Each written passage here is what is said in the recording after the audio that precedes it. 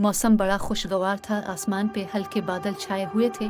सूरज की किरणें पहाड़ों के दरमियान बने ग्लेशियर के पीछे से झांकती दिलकश नज़ारा पेश कर रही थी। जीप जब फूलों से सजे हुए छोटे से कॉटेज के सामने रुकी तो यासिर बे-इख्तियार चलाया, वाह बाबा, ये जगह तो बहुत अच्छी है। हाँ, बाबा ने हंसते हुए बोले और ड्राइवर से सामान निकालने के लिए कहा। अम्मी जान और हुदीबा भी जीप से आकर आए और खूबसूरत नज़ारे देखने लगे।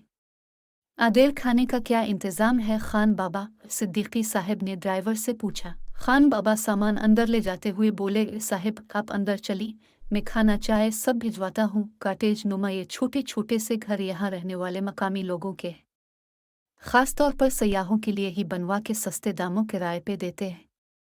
इस रकम से उनकी साल भर की गुजर बिसर चलती रहती थी। यहाँ ठहरने वाले सयाहों के लिए हल्का फुल्का खाना और चाय वगैरह वो अपने घर से तैयार करके ही लाते थे। क्यों भाई, कैसी लगी ये जगह? अब तो आप लोग खुश हैं ना? सिद्दीकी साहब ने हंसते हुए बच्चों से पूछा। हत अच्छी जगह है बाबा, 13 साला हुदीबा खुशी से चहकते हुए बोली, कितना खूबसूरत नज़ारा है और बाहर सड़क के दूसरी तरफ झील भी है। मगर सड़क के इस तरफ तो पहाड़ हैं। यासिर बोला, नहीं झील भी है, मैंने देखी। अच्छा भाई, अब तुम लोग थोड़ी देर आराम कर लो, सफ़र से थक कर आए हो, शाम को सैर पर चलेंगे, उम्मी ने बच्चों से कहा। इस साल गर्मियों की छुट्टियों में यासिर ने उम्मी अबू से फरमाइश की, वो इस बार किसी छोटे से पहाड़ी इलाके की सैर करना चाहता है।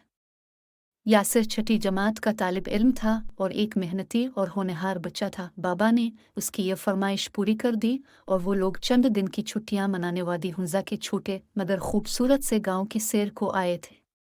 शाम को वो लोग आराम करके अलिफाट है तो एक मकामी शख्स शाम की चाय और बिस्कुट वगैरह लेकर उनकी खिदमत के लिए आ गया। शायद इसी आदमी ने उनको ये घर किराए पर दिया था।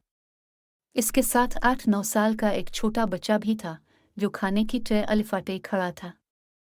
यासिर ने बड़ी दिलचस्पी से उसे देखा, मगर उसे महसूस हुआ कि बाबा के चेहरे पे इस बच्चे को देख के नागवारी के तासुरात छा गए थे। उन्होंने बच्चे से ट्रे भी ना ली, बल्कि घूरते हुए इसे बस ट्रे रखने का इशारा कर दिया।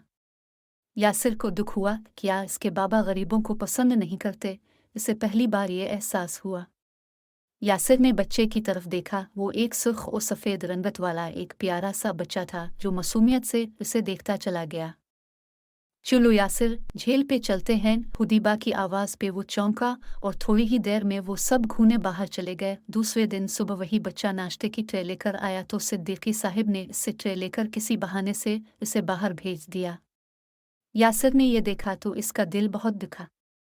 खैर वो भी तो इसी की तरह एक मासूम बच्चा था। यासिर आदास से सोचता रहा। कुछ देर बाद जब वो हुदीबा और उम्मी जान वादी की तरफ चहलकदमी को निकले तो यासिर को वही बच्चा जाता हुआ नजर आया। यासिर बे-इख्तियार उसके पास गया। सुनो, तुम्हारा नाम क्या है?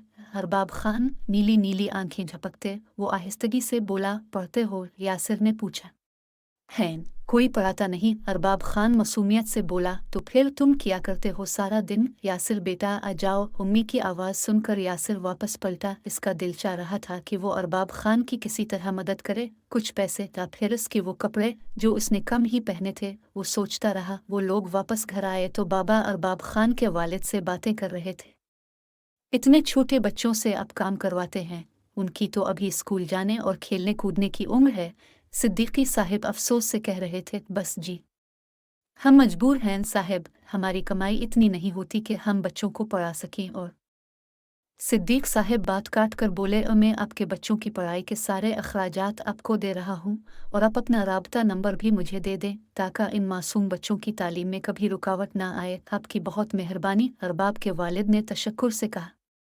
यासिर का चेहरा खुशी से खिल अलिफाटे और वो बे-इख्तियार अपने बाबा के गिले में झूल गया। बाबा, आप दुनिया के सबसे अच्छे बाबा हैं। इसकी बात पे सब बे-इख्तियार मुस्करा दिए।